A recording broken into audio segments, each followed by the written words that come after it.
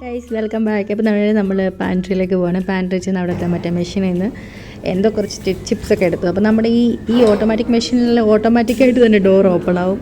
എല്ലാവർക്കും അറിയാമായിരിക്കും. But just office തിങ്സൊക്കെ just പറഞ്ഞതേ ഉള്ളൂ. എനിവേയ്സ് എൻ്റെ ഫ്രണ്ടിൻ്റെ സിസ്റ്റർ ദുബായിൽ പോയപ്പോൾ കുറച്ച് ചോക്ലേറ്റ്സ് കൊണ്ടുവന്നു. നമ്മളെല്ലാ ചോക്ലേറ്റ്സും ആർത്തിയോടുകൂടി തിന്ന് അതിലെ ഒരു ചോക്ലേറ്റ് മാത്രം നമുക്ക് കഴിക്കാൻ പറ്റിയിരുന്നില്ല. അതാണിത് ഗൈസ്, മറ്റേ ഉണ്ടമുട്ടായില്ലേ, ഇതിന് എന്തോ കീ വേണം അത്ര. കീ അവൾ ആ കീ കൊണ്ടുവന്നിട്ടില്ല. അപ്പം നമ്മൾ കഴിച്ചില്ല.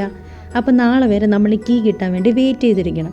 അവൾക്ക് എങ്ങനെ സാധിച്ചു നമ്മളോട് ഈ ചതി ചെയ്യാൻ? അവൾക്ക് കീ കൊണ്ടുവരാമായിരുന്നെങ്കിൽ നമ്മൾ ആ പൂട്ടൊക്കെ തുറന്ന് മണിച്ചിത്ര താഴെ പൂട്ട് തുറക്കുന്ന പോലെ തുറന്ന് നമ്മളതിൽ അതെങ്ങനെ ഉണ്ടെന്നൊക്കെ ടേസ്റ്റ് ചെയ്ത് നോക്കിയാൽ. സാരയില്ല, നാളെ വെയിറ്റ് ചെയ്യാം. ഇതൊക്കെ സിനിമ ആയിരുന്നു ന്യൂസ് പേപ്പറിലുള്ള. ഓ, ഞാൻ കണ്ടിട്ടില്ല അത്. കോമഡി കേട്ടില്ലല്ലേ? സാരമില്ല കേട്ടാ. നേരെ ഇരിക്കും, സ്ട്രെയിറ്റ് ആക്കി ഇവിടെ. അപ്പം നമ്മൾ ഓഫീസൊക്കെ കഴിഞ്ഞ് നേരെ കഴക്കൂട്ടൻ ട്രിവാൻഡ്രമുള്ള ഇലാഫിലേക്ക് വന്ന്